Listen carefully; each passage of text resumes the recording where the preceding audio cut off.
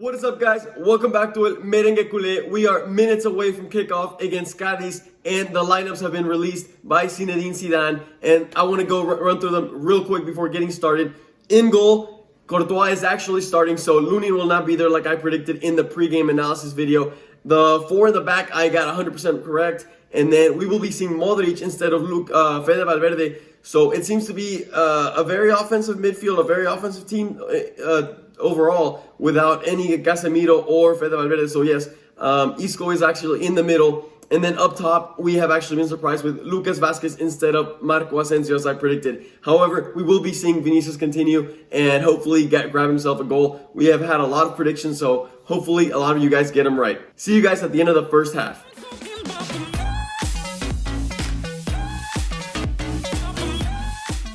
So we're back from the first half in an absolute trash of a half. Nothing, absolutely nothing from Real Madrid. I don't know who showed up. This doesn't even look like Real Madrid. Guys, this is embarrassing. From the first 10 minutes, you could already tell that things were not going to go well.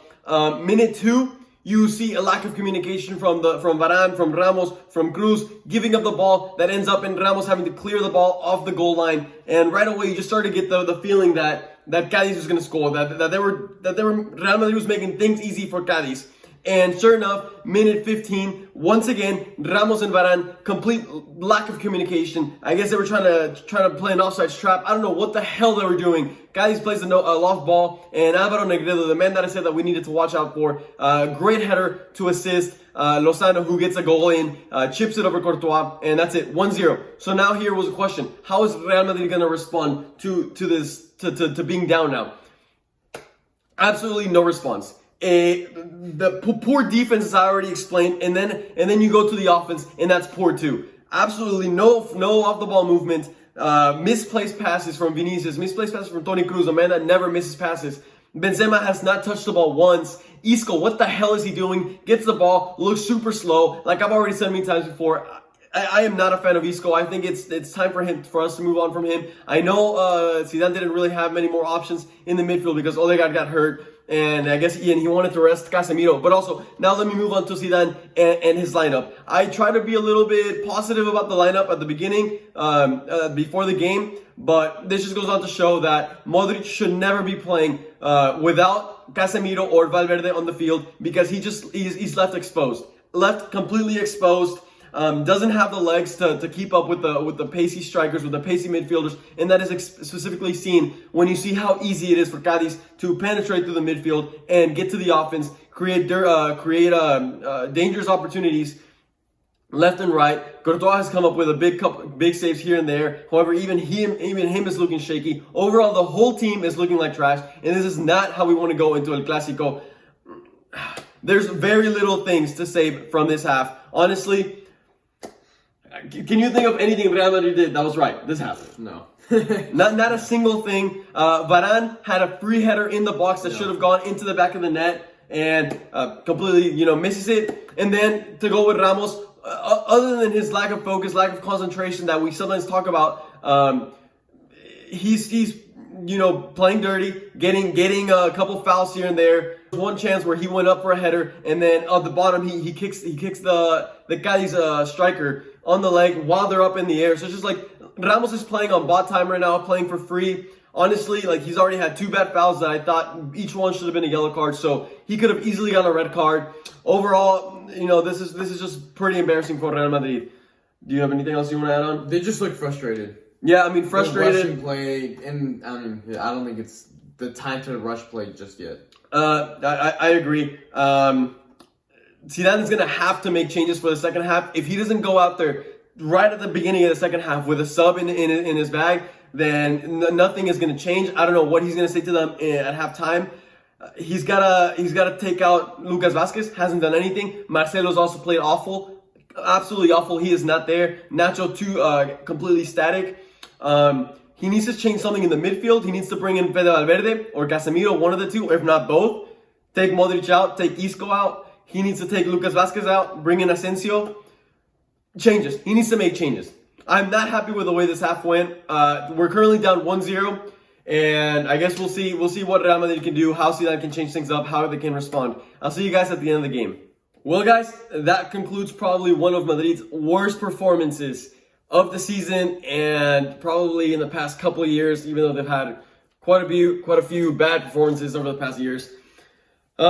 Just like I said at the end of the first half, Zinedine Zidane had to go out there with big changes to the team, and sure enough, he made 4 substitutions to start off the half, and it definitely had a positive impact to the team. Mm-hmm. They looked a lot more balanced. They were no longer conceding those counterattacks, and just not that they were losing possession easy, but just they were still letting Cadiz kind of control and dictate the flow of the game. So the moment that second half started with those new substitutions, bringing in Casemiro, Federico Valverde, Militao, who actually had a really good second game overall, second half for Ramos, and Marco Asensio for Lucas Vázquez, who I once again thought was completely horrible, which just goes to show how bad Lucas Vázquez and Isco played, also Modric.